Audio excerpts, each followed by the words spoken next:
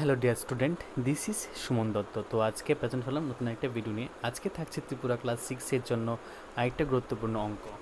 তো সেই অঙ্কটা হচ্ছে পেজ নাম্বার 64 থেকে, ঠিক আছে? পেজ নাম্বার 64 থেকে সেই অঙ্কটা আমি আজকে তোমাদের সাথে শেয়ার করছি।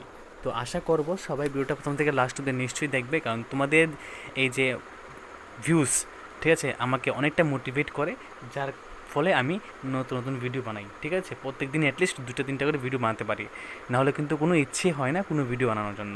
তো আজকে ক্লাস 6-এর যে অঙ্ক বই আছে গণিত প্রকাশ, ওইখান থেকে দেখবে পেজ নাম্বার 64-এ যে প্রশ্নটা আছে সেখানে লেখা আছে যে 12 ঘন্টার ঘড়িতে একই প্রকারের সকল রকম সম্ভাব্য সময় বের করার চেষ্টা করো। মনীষের জন্ম তারিখ 20-12-2012, যেখানে 201 এবং 2 অঙ্কগুলি একই ক্রমে পুনরাবৃত্ত হয়েছে। মানে এখানে বলা হয়েছে যে এই যে দেখো, এখানে বলা হয়েছে কি মনীষের মানে 12 ঘন্টার ঘড়িতে একই রকমের যে সম্ভাব্য সময় আছে সেগুলো বের করো। এখানে বলছে দেখো মনীষের জন্ম 20 আর 12 মাসে, ঠিক আছে? সেই জিনিসটি আবার এখানে পুনরাবৃত্ত হয়েছে, মানে রিপিট হয়েছে 2012 বলে। এখানে কি 20 আছে আর এখানে 12 আছে, আর সেখানে কি রিপিট হয়েছে 2012 করে। এরকমভাবে এখানে বলা হয়েছে যে 201 এবং 2 এটি কিন্তু কি হয়েছে, পুনরাবৃত্ত হয়েছে, মানে আগে পিছে যা আছে সব সেম টু সেম হয়েছে।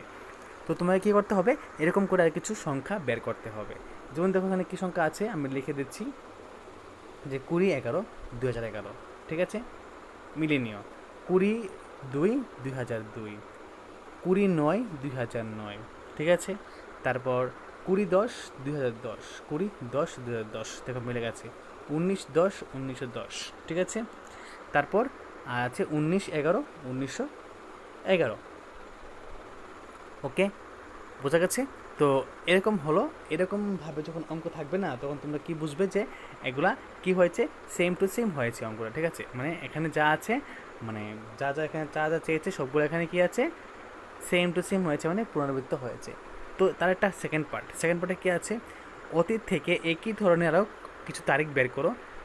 তার বোন মেঘনার জন্ম তারিখ হলো 11-2-2011, যেখানে অঙ্কগুলি বাম দিক থেকে ডান দিকে এবং ডান দিক থেকে বাম দিকে পড়লে একই হয়। মানে এখানে কি দেখা বলা হয়েছে, যদি এখন আমার এখানে কি আছে, এখানে আছে 2011, এখানে কি আছে 11-0-2। তো এখানে এই যে 11টা আছে না, এগারোটা এখানে ছিল না, 2011 ছিল, 2011 ছিল। এটা কি হয়েছে, এই যে শুধু এগারোটা আগে চলে গেছে, কত হলো 11। আর এটা কি হয়েছে, উল্টিয়ে কত হলো, 0-2 হলো। কারণ এখানে যদি আমি 11কে উল্টাই তাহলে কি হবে, সেমই থাকবে, ঠিক আছে? আর পাল্টাবে না। ওকে, তো এখানে এই কথা বলা হয়েছে, ঠিক আছে? তো এখানে যে অঙ্কগুলি বাম দিক থেকে ডান দিকে এবং ডান দিক থেকে বাম দিকে পড়লে একই থাকে, ঠিক আছে? যেমন দেখো এখানে কী আছে, 02-02-2020, এখানে সেম কিন্তু 02-02-2020 হবে।